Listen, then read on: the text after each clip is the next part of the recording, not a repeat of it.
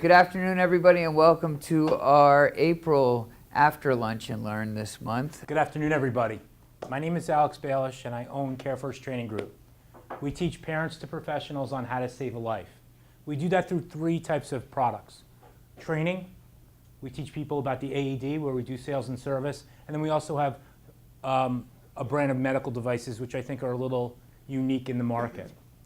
In our training division, what we do is we do CPR, first aid, and we talk about the automatic external defibrillator, better known as the AED.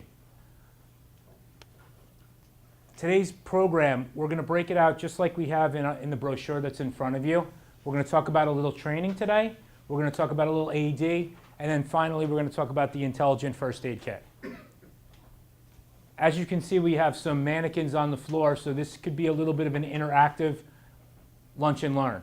If you would like to participate and learn, we're going to be learning what's called hands-only CPR. We're also going to be learning about choking, and then again, finally we're going to talk about the AED. So we have these bodies right here, and I like to make it a little interactive. What do you think the first thing that you want to do before you touch that patient would be? Annie, are you okay? Before you say, Annie, are you okay? You want to clear the area. And you want to make sure that scene is safe. Because if the scene isn't safe, the most important person that you know is you. And if you can't help anybody, then there's no point in trying to help that other person. So what would make the scene unsafe? Fire or something? Fire and explosions. I know that's what you were thinking, right, Paul? Live wires. Live wires. Broken glass. Now, you're a patient advocate. You used to work in the hospital. What's the one thing that you always had to deal with, other than all the medical and everything else? What's the one group that you always had to deal with? I know I'm putting you on the spot. Yeah, it's not really coming right out of my mouth. You're a patient advocate. You always have to deal with the family. Oh, yeah. Exactly. And they're always the hardest ones to deal with. Take care of them a split second around. And the problem is, they've seen maybe one episode of Grey's Anatomy, and they think that they know exactly what you should be doing, right? Yeah. Well, the fact is, you want to make sure you're concentrated on the patient, and somebody is concentrated on that family, which is a totally, that's a whole nother course. Actually, I must say, in reality, the family isn't given, unfortunately, we're never given anything. Absolutely. All that, get out of the way, move. Absolutely. And that's why, as healthcare providers or even community rescuers as you can be, we're going to teach you how to manage those people. Because the fact is, it's not if something happens, it's when something happens, and it's how it's handled. I look at what you do, and I also look at what City Fire does. You guys are in the preventive business. And it's going to happen. Fires happen all the time. I think the statistic is, if I'm not mistaken, over 1,000 people a day have a sudden heart attack. Every single day. And they're only 5% save rate. It goes up to about 17 to 20% if we use the AED. So, after we've made sure that scene is safe, we're going to shake and shout. And what did you say before? Annie, are you okay? And there's a whole story behind that, which we're going to talk about a little bit later. We're going to shake and shout. And we're going to look for signs of life. Now, what do you think a sign of life would be, Pam? That's a great one. Because you know what? Blue is bad and red is good. So, what's another sign of life? Pulse, but we're not going to be checking pulses at this level, but that's a great one.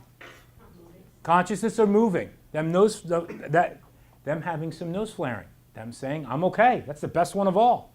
Because this time you want a talking patient. But in this case, if they're not talking, we want to yell, help! Call 911, go get an AED, come back. That's the most important part, is to come back. After you do that, you're going to bare the chest. You want to have a clear field if you can. And then you're going to do compressions. And you're going to keep doing compressions until somebody comes back. And that's what hands-only CPR is. The reason why hands-only CPR is actually invented, it was only invented a couple of years ago, is because the numbers showed this. Yeah, thank you. The numbers showed this. People are wasting too much time at the head, trying to put air, trying to check for pulses, all that stuff. So you know what they did? They made it simple. Go on the chest and keep going on the chest until somebody comes back. When that person comes back with an AED, you put that on. if they come back with the AED. If they don't, you switch them out. Now, what I'd like to do is get some people up here because I don't like doing all the talking, and I want to actually get somebody to train. So I need a couple of volunteers. Don't be shy. Give it a try. Step right up. Now, I know, Pam, you're going to go in the second group. I'm tweeting right now. I know you are. I know you are. I feel the tweets as we speak. Okay, so what I want you to do is I want you to put your knees right where that black thing is. I have one more spot, but that's okay. Now, I'll go. You want me to go? absolutely, Chris, that would be perfect. All right. Hold on, let me get one more picture. Never mind. Okay. Now, Andrea, what's the strongest muscle in your body besides your tongue and your heart? Your head. Your ears. Muscles in your ears. Okay, although that's a great answer, the right answer is your legs.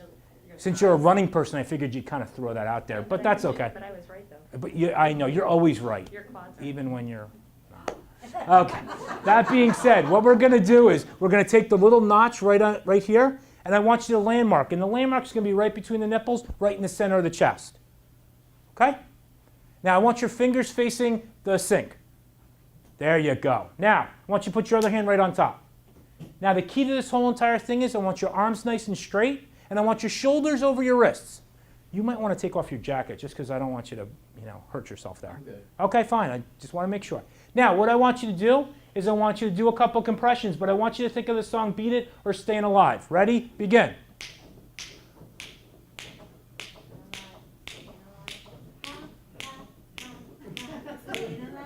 Don't bend your arms. You can go a little bit faster. Wait, don't worry. They're already dead. You can't kill them anymore. It's like a bad joke. No, you just keep going. Now, I want you to stop, okay, because I know you're getting tired. Normally, you can sit up. You guys can sit up. Normally, if we were going to do this in a community course, we'd give breaths after that. But since we're only learning hands only, you would keep going. And the only time that you would stop is in 3 cases. 1, if you're too exhausted to continue. 2, if the scene is unsafe, because it can become unsafe. And 3, if higher medical authority comes. Does that make sense? So what I want you 3 to do is to 4 is to stand up, and if anybody else would like to try Are it, you allowed to ask questions? absolutely. What if the guy starts choking? If- Keep pumping? Absolutely. I want you to keep going until he starts saying stop. Okay? Okay. Now, if anybody else would like to try it, that's great. If not, we can move on. Can I ask a basic Go question? for it. Back up? Absolutely. So how do you know when to do that versus this is going And to that be ain't it. Well, no, guys, this is a very important question that we get almost in every class. Oh, then Alex, you got more coming You up. should be doing that or the I'm high gonna try one. Okay, now, Are we gonna do another shot? Or absolutely.